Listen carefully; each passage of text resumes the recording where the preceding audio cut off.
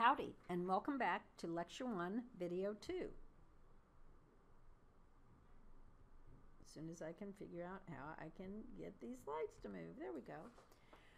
So we were talking about the Basel Accords, the terrorist attack, the Hurricane Katrina, and then think about this. We're talking about a terrorist attack, a man-made event, man against man. We're talking about Katrina, nature against man. We're talking about financial impact, the Basel Accords, the financial scandals, 2008 when the credit markets collapsed. So we're going to just continue this to kind of begin to start thinking about how we're going to think about risk and enterprise. And like I said before, I want you to expand your notion of both of those. And I want you to think, every time you think of the word risk, think what's the potential impact? What's the consequences, right? So another way to look at this is the rating agent scrutiny. And in 2005, actually somewhere between Enron and the financial collapse of 2008, and by the way, we talk about 2008, I went to law school late in life, and before I went to law school, because I was investing time and considerable money, taking myself out of the job market and studying, I did an analysis, and there was going to be this incredible shortage of attorneys, and I was going to have this great career and all this stuff. And then my last semester of law school, I went completely straight through law school. I didn't intern. I did a short summer program in Russia, and St. Petersburg, Russia, and I came back, and I'm going to graduate early, just 2 years and 1 semester after I started. And I remember still the morning in September when I would have my TV on in my student apartment because I had completely downsized. I sold the Volvo, I was driving a Honda, I sold my big house in Austin. I was living in this little student apartment. I was living the dream, as my son would say. And I still remember hearing the words of the credit markets falling and the disaster. And this was September 2008. Suddenly, all those dreams of a second career, not immediately, but eventually I realized, and it actually wasn't my second career, by the time it was probably my fourth or fifth, but whatever, a new career in law, were gone. They were gone. Since then, the legal profession has never recovered. We have too many lawyers. I think 10% of licensed attorneys are still unemployed. For someone who was getting out of law school by that time in my mid-50s, even though I felt like I had this great amount of expertise and experience, nobody wanted it. Right? They wanted kids right out of school that were so desperate to get jobs and the like. So, when you think about this, you do your analysis like I did, you do everything right, you make your plans, you change your life, and something happens, and you have to roll with it. It took me 7 years to get a teaching job, and then a year and a half later I got recruited from A&M, and then a year and a half later I'm teaching you guys, or 2 years later, and it began to explode, but it still took several years to kind of overcome what had happened. And this is the way it works. What's the risk? What's the impact? What's the long-term consequences? How are you going to deal with it? How are you going to mitigate it? Are you going to accept it? Are you going to just, my son-in-law said, why don't you just buy a house out in the suburbs of Houston and substitute teach? And I'm like, oh, no, I don't think I can do that. So I kept cranking, and good things happened.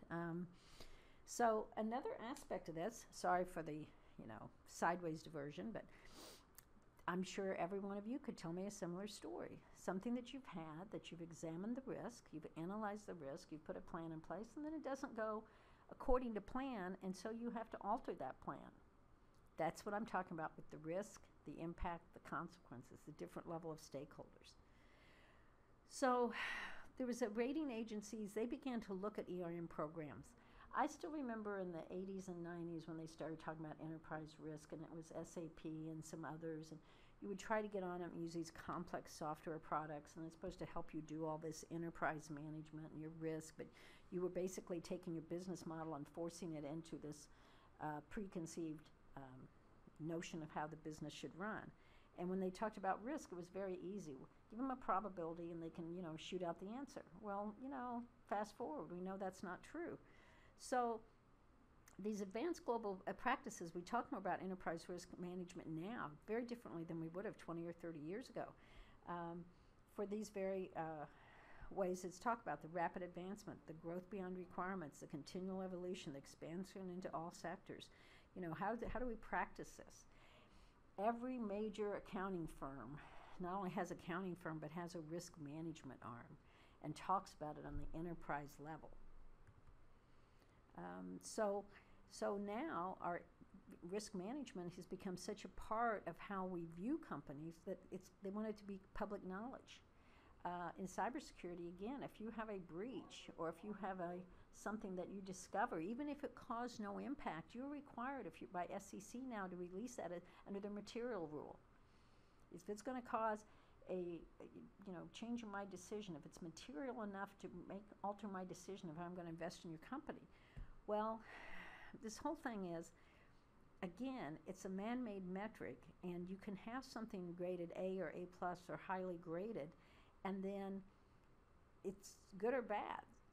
It's only as good as the framework to grade it, okay? So they use these EMR standards now as their business model, their business development, their business strategy, I should say, their strategic planning, to give them a competitive edge. Hey, this is what I've done. And once they've gotten their desired rating, it keeps them compliant. But the compliance is only as good as the request and the requirements that they have to comply with. And something changes, and we're constantly having to upgrade how these ratings are done. There's plenty of companies and examples I could give you of something that was highly rated, Lehman Brothers, that went totally out of business in 2008. That was like the platinum insurance company. By the way, if you are interested, there's actually a play about the Lehman Brothers that they started out as cotton merchants, as Jewish immigrants from some Eastern European country. It's escaping me now. Cotton merchants in Alabama before they grew into this big insurance powerhouse of the Lehman Brothers. It was three brothers that came over, pre-Civil War Alabama. And it's an interesting play because at every step when something bad happened, they would figure out a way that was an opportunity to make money. But they actually just started out as cotton brokers. They actually started out as tailors who became cotton brokers, who became on and on and on. You have these programs, you have these grades, but they're a man-made kind of metric. And you expand this into other sectors using these agency requirements. Now let's go back to 2007. It's got this here as 2007. The crisis became apparent in 2008, but it started earlier. Just like now, there's always this talk, are we in a recession yet, or this or this or this or this. Again, you had highly rated agencies, banks, major banks, all this lending. We were lending too much on risky programs. It was all about the risk. Once the house of cards began to fall, it pulled down banks. There's some great literature, some great books, some great documentaries made on how close we came to losing the whole thing, that they were brokering deals for the big banks to buy the small banks and all this stuff. But it basically showed that they didn't have the best risk management practices throughout the enterprise. They were giving mortgages to people who didn't deserve them. And I don't mean to say that like judgmentally. They couldn't handle them. In the old days, when I got my first house, you had to have 20% down, you had to do this, and it took you 6 weeks to get approved. Then it was like, well, 20% down is a lot, so we'll move that down, Now you can get it with 3% down, but this or that. It wasn't fair to the people involved because they ended up losing their houses. They ended up losing their homes, or their homes became underwater because as more and more people bought, the price artificially came up. That was part of the mortgage, but we had the same thing in business loans. We had the same thing in car loans. I read something last week that said most middle-class people shouldn't have car loans, that they do because some of them go up to 6 years. And my way of thinking was, well, if they know the car is going to last, depending on what the car loan price is it wrong to say? Should they be able to pay cash? I lost my car 2 years ago in Harvey. I got a great deal because it was in the model. I think I got the last white Toyota Highlander SUV in all of Houston, and they sold it to me for only a couple of $1,000 more than what I had bought a used one for a few years before. And then they gave me 0% interest for 5 years. Shoot, I'm keeping that loan. I'm not paying any interest on it, right? Well, say the same best risk management practices. Are you making money? How's Toyota making money on that car? But it wasn't just the consumer level, it's the business level. So this crisis paved the way for our financial entities which runs this country, right? We're a capitalist country. We run on business and finance and investment and employment. So we needed a real world crisis to say, wait a minute, we have been looking in the rearview mirror trying to predict the future. So what is the worst case? What if 20% of our loan portfolio goes bad? What if this happens? And they began to strengthen our, as we always do, we strengthen our regulations for SEC and Dodd-Frank. Okay? And so SEC, if you are a publicly traded company, requires disclosure of risk governance and compensation programs and the quality of them. And as I said, this is a business opportunity because all the big four accounting firms now have risk managers.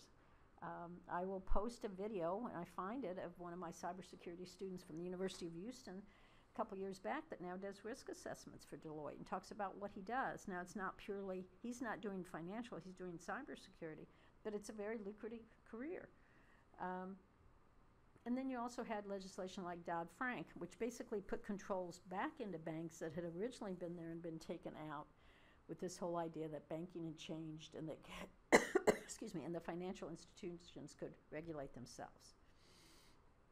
So think about the worst thing that could happen. Now, I don't want to make you paranoid. I will share with you a story that when I was at the University of Houston and taught a Foundations of Cybersecurity course, I taught 100 students each semester, 3 semesters. And one semester I had a young female come up to me after class and say, this class has scared me to where I'm dropping out of cybersecurity. It's made me paranoid. And I was like, well, that wasn't the whole, I didn't mean for you to, change your major. But look at what the risk is. What are the bad things that can happen? Just a little FYI, if we had a pandemic, one of the worst case scenarios is it would be centered in El Paso, Texas. Because of the concentration on both sides of the border and how it could spread. I was a kid. I was the last of the polio generation. I had friends that had polio because the vaccines came out when we were young, and they had gotten polio when they were babies and toddlers. And, we grew up that chickenpox, measles, Mom, she went through all that stuff. Now, kids can get vaccinated. They don't have those diseases. And so we begin to lull ourselves into this. Well, then bad things can't happen. But as this says, in 2009, you had this worldwide H1N1 flu pandemic. And wait, the flu, that killed a lot of people in like 1918. I think the statistics are that more people in the United States died of flu than died in the war, World War I.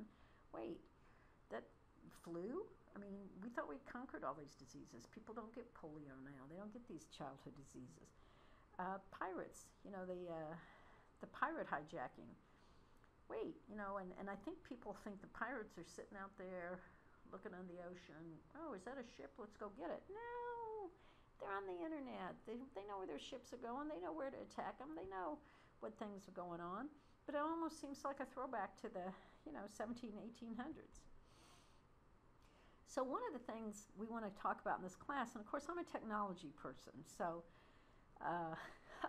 although that's kind of a joke since I couldn't get this, had to get a whole new computer, by the way, to record the videos. I'm on a completely different new system than what I spent, half of yesterday trying to use.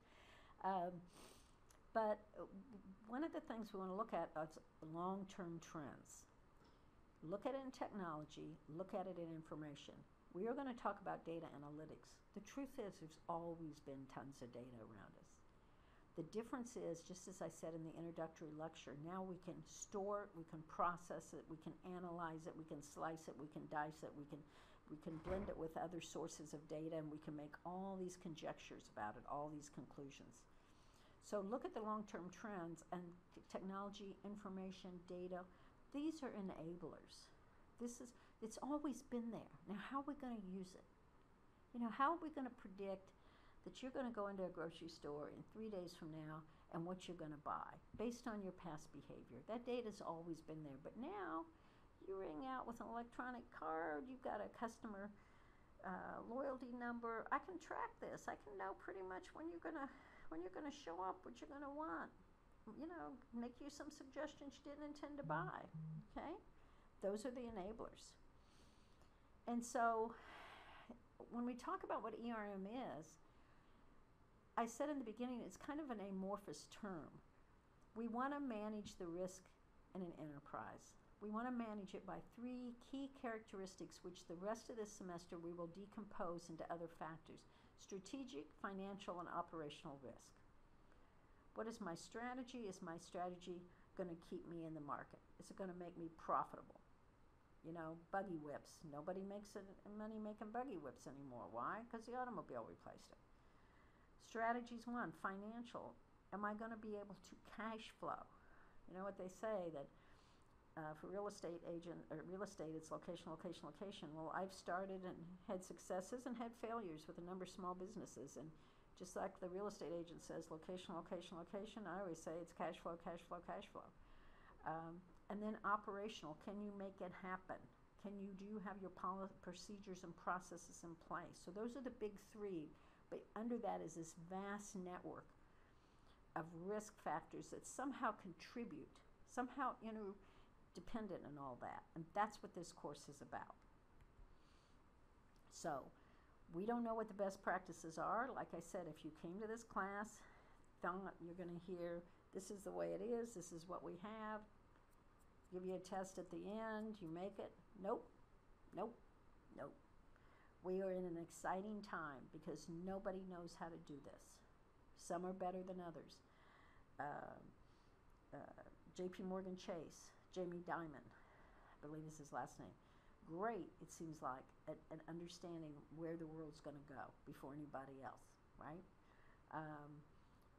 Look at GE when we had Jack Welch as CEO, arguably one of the best CEOs ever.